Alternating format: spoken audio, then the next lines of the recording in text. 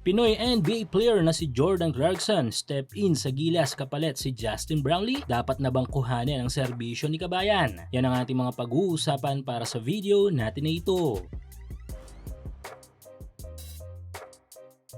Daw isang matinding laban ang naibigay ng ating national team na Gilas Pilipinas kontra dito sa malakas na kupunan ng New Zealand ay talo pa rin. Sayang nga din talaga ang game na yon kung saan ay abot kamay na natin ang panalo. Pero ang talo na yon na magpapaaray sa ating national team ay pauna pa lang pala sa kanilang third window World Cup Asian Qualifiers journey. Dahil kagabi lang ay may balitang nagbigay aray sa ating national team sa magiging laban nila mamaya kontra Australia. Well, heto nga yung pagkawala sa lineup ng ating naturalized player na si Justin Brownlee. Inanunsyo ng mismong Samahang Basketball ng Pilipinas sa kanilang official na social media account. Kundi ako nagkakamali, 3 injury ang dahilan ng hindi nito paglalaro kontra sa Australia. 1 sa kamay at 2 sa magkabilang mga paa nito. Suportahan ang iyong paboritong kupunan sa NBA, PBA, MPBL, FIBA at iba pang mga basketball league sa Asia. Para malaman ang mga available na promo at offers, gamitin lang ang promo code na PLAYW1X. Dahil dito ay mapipilitang maging all-Filipino lineup ang Gilas kontra sa pinakamalakas na team sa ating grupo. Palagay ko pagpunta pa lang ng Gilas sa New Zealand ay 50-50 na talaga ang tsansa na makakalaro si JB this window at possible na pinilit niya lang makakalaro kontra sa Tall Blacks na naging dahilan din ng mababang produksyon nito sa laban. Worst figure na yata ito ni Justin Brownlee sa kanyang Gilas career ang naging laban na yon with only 5 points. Dahil dito ay naging maugong sa social media ang tanong na dapat na bang kuhanin ang serbisyo ni Jordan Clarkson at ipahinga na si Justin Brownlee. Hindi ito dahil magaling si Brownlee o Clarkson sa kabuuan, kundi dahil sa klase ng kalabang hinaharap ng Gilas. Kapag nakakaharap ng Gilas ay ang mga malalakas na bansa tulad ng New Zealand, Australia at iba pang mga world-class teams ay napakahalaga ng isang player na kaya mag-create ng sariling opensa kahit dikit ang depensa. Yan ang isa sa pinakamalaking lakas ni Jordan Clarkson. Kaya niyang umiscore sa isolation, gumawa ng puntos mula sa mga mahihirap na sitwasyon at pilitan ng depensa na mag-double team na magbubukas na mas maraming pagkakataon para sa kanyang mga teammates. Samantalang si Justin Brownlee ay nananatiling napakahalaga dahil nga sa kanyang leadership, depensa at kakayahang pagandahin ng galaw ng buong kupunan. Ngunit kung ang pag-uusapan ay pure scoring at kakayahang baguhin ang momentum ng laban sa mga elite na kalaban ay si Jordan Clarkson ang may mataas na antas ng impact para sa Gilas Pilipinas.